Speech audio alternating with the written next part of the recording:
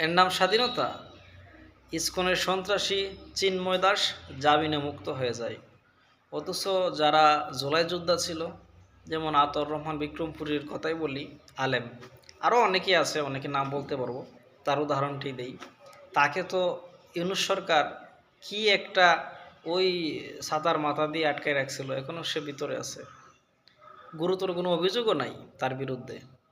কিন্তু চিন্ময় দাসের মতো এত বড় একটা সন্ত্রাসী, আলিফ হত্যা মামলার আসামি, সে বিএনপি সরকার ক্ষমতায় বসার সাথে সাথেই সে কী হইল, জামিনে মুক্ত।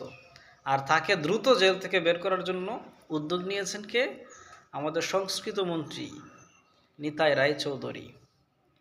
এবার বুঝতে পারছেন কানেকশনটা কোথায়?